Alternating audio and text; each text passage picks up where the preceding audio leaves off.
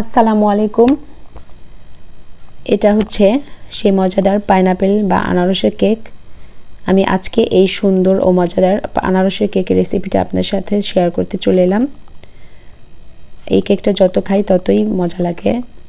তো চলুন কথা না বাড়িয়ে কেকের রেসিপিটা শুরু করি।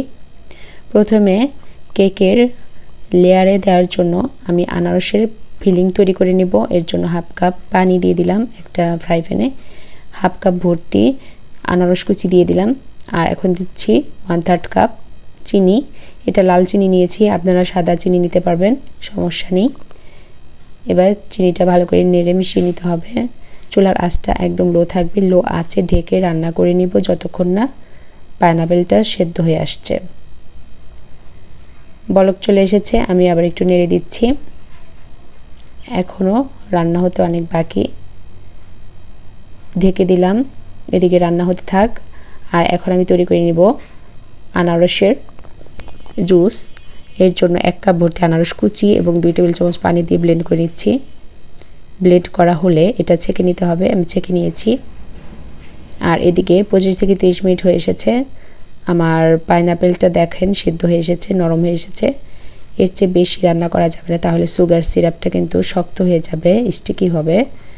তো নামিয়ে নিয়ে ঠান্ডা করতে দিলাম। আর এদিকে আমি আমার কেকটা 2টা স্লাইসে কেটে নিয়েছি। কেকের সবার উপরের লেয়ারটা প্রথমে আমি কেক বোর্ডে ক্রিম লাগিয়ে বসিয়ে নিয়েছি যাতে নড়াচড়া না করে ডেকোরেশনের সময়। এখন আমি সুগার সিরাপ স্প্রে করে নিচ্ছি। এরপর একটা পাইপিং ব্যাগের সাহায্যে ক্রিম লাগিয়ে নিলাম। ক্রিমটা মোটামুটি সমান করে নিব। আমার গলার অবস্থাটা খুবই খারাপ, যদি কোনো কথা বুঝতে অসুবিধা হয় ক্ষমা সুন্দর দৃষ্টিতে দেখবেন। আর এখানে আমি এখন ঠান্ডা করে নেওয়া সেই ফিলিং দিয়ে দিচ্ছি, আনারসের ফিলিং। আর কেকের সবার নিচের লেয়ারটা উপরে দিয়ে দিলাম। একইভাবে সুগার সিরাপ স্প্রে করে এরপর হালকা করে ক্রিম লাগিয়ে ক্রাম কোটিং করে নিব, যাতে কেকের উপরে গুঁড়ি থাকলে সেটা সেট হয়। অবশ্যই এই কোটিং করার পর নর্মাল ফ্রিজে 1 ঘন্টার জন্য রেখে দিতে হবে সেট হওয়ার জন্য। এতে করে কেকের উপরে যে গুঁড়ি অংশ থাকে সেটা উঠে আসবে না পরবর্তীতে। যেখানে যেখানে ক্রিম কম ছিল সেখানে আবার আমি ক্রিম লাগিয়ে নিলাম হালকা করে। আর সাইডেও যেখানে কম ছিল সেখানে ক্রিম লাগিয়ে সমান করে নিচ্ছি।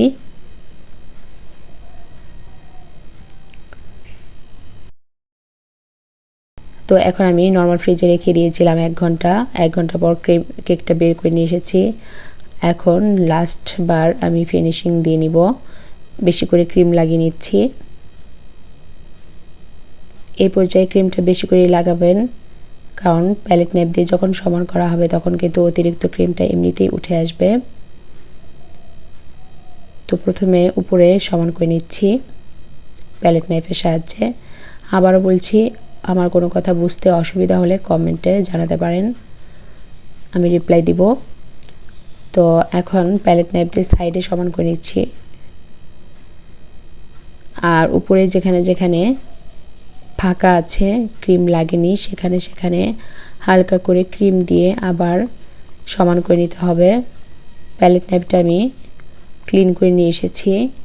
আর একবার করে এইভাবে টান দিতে হবে। আর অবশ্যই প্যালেট নাইফটা কিচেন টিস্যুতে মুছে নিতে হবে।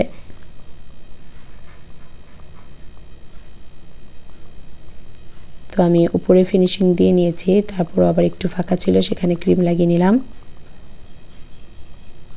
আমার উপরে ফিনিশিংটা শেষ হয়েছে মোটামুটি। আর এখন আমি একটা ব্রেড নাইফের জিগজ্যাগ অংশ দিয়ে সাইডে একটা ডিজাইন করে নিচ্ছি। আর উপরের অংশটা ব্রেড নাইফের যে সমান পার্ট থাকে সেই পার্ট দিয়ে টান দিয়ে নিব। উপরের অংশটা সমানই রাখতে হবে, যেহেতু উপরে পাইপিং জেলটা ইউজ করব। আমি এখন কেকের বোর্ড ক্লিন করে নিচ্ছি টিস্যু দিয়ে। আর এখন আমি পাইপিং জেলটা তৈরি করব। আর কেকটা নর্মাল ফ্রিজে রেখে দিয়েছি। তো আমি আনারসের জুসটা আবার লাস্ট সেকে নিলাম। চুলাটা কিন্তু অন করা যাবে না আগে। এখানে আমি 3 টেবিল চামচের মতো চিনি দিলাম। আর দিয়ে দিচ্ছি 1.5 টেবিল চামচ কর্নফ্লাওয়ার।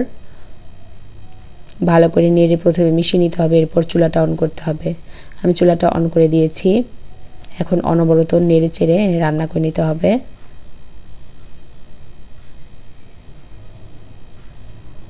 তো এইরকম ঘনত্ব হয়ে আসলে চুলাটা আমি অফ করে দিয়েছি। এর চেয়ে বেশি ঘন করা যাবে না, ঠান্ডা হলে আরেকটু ঘন হবে। এখন আমি মোটামুটি ঠান্ডা হওয়ার পর 2 ড্রপ ইয়েলো ফুড কালার দিয়ে দিলাম, মিশিয়ে নিয়েছি।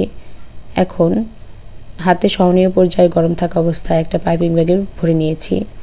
আর নর্মাল ফ্রিজ থেকে কেকটাও বের করে নিয়ে এসেছি। পাইপিং ব্যাগের মাথাটা সামান্য কেটে নিয়েছি।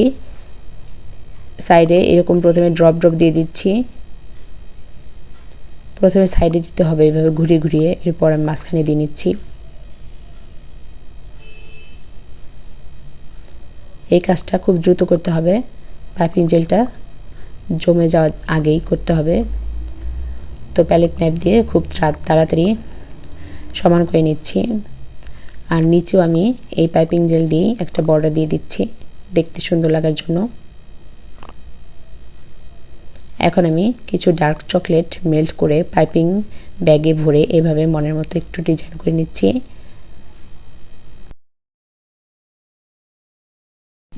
চকলেট দিয়ে তৈরি করা লিপ বসিয়ে দিয়েছি। মাঝখানে একটু ক্রিম দিয়ে একটা পাইনাপেল কেটে দিয়েছি স্লাইস। আর কেকটা দেখেই বুঝতে পারছেন কতটা ইয়ামি হয়েছে। আপনারা বাসায় অবশ্যই এভাবে একবার পাইনাপেল কেক তৈরি করে খেয়ে দেখবেন। সবাই ভালো থাকবেন। খোদা হাফেজ।